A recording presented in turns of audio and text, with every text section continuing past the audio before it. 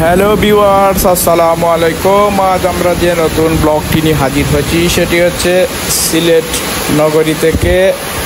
আজকে 14ই মে সিলেটে যে বৃষ্টির অবস্থা সেটি আমি আপনাদেরকে দেখানোর জন্য আজ ভোর থেকেই সিলেটে প্রচণ্ড বৃষ্টি হচ্ছে, যার তীব্রতা অনেক বেশি।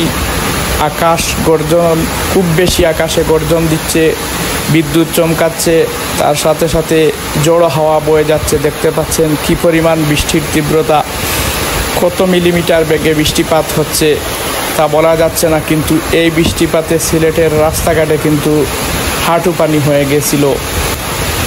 আবার বৃষ্টি থামার সাথে সাথে অবশ্যই পানি সেরে গেছে।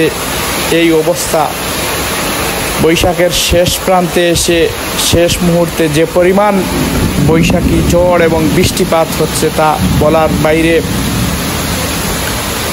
আজকে বৈশাখের শেষ দিন, তাই হয়তো বৈশাখীর শেষ দিনে সবচেয়ে বেশি বৃষ্টিপাত দিয়ে বৈশাখী শুভ বিদায় নিচ্ছে প্রকৃতি থেকে।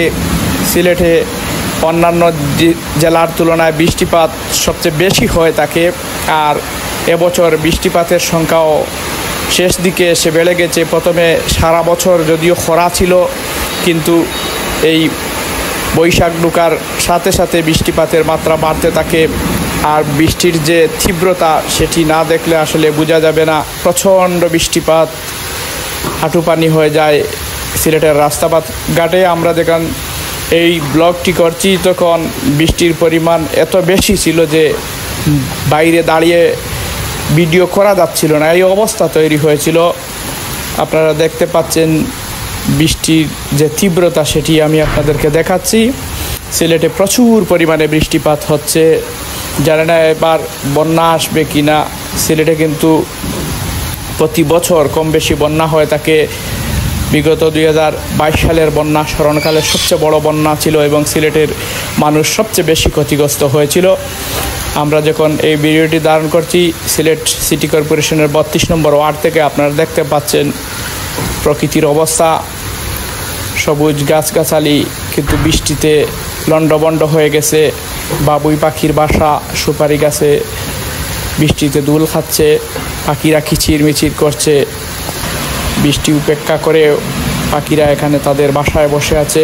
আমরা যখন ভিডিও ধারণ করছিলাম ঠিক তখনই বৃষ্টির তীব্রতা কিন্তু প্রচণ্ড বেগে ঝড় বৃষ্টি বইতে আছে। আমরা এই শুধুমাত্র সিলেটের বৃষ্টিপাত দেখানোর জন্য আজকের এই এইচ মিডিয়া থেকে ভিডিওটি করা। আপনারা যারা আমাদের চ্যানেলে নতুন তারা চ্যানেলটিকে সাবস্ক্রাইব করবেন এবং বেল আইকনটি বাজিয়ে রাখবেন পরবর্তীতে নিত্য নতুন ভিডিও যাতে চট করে আপনাদের মোবাইলে চলে যায় নোটিফিকেশন। সেজন্য আর আপনারা কে কে আমাদের ভিডিওটি দেখছেন কমেন্ট করে আপনাদের মূল্যবান মতামত জানিয়ে দেবেন।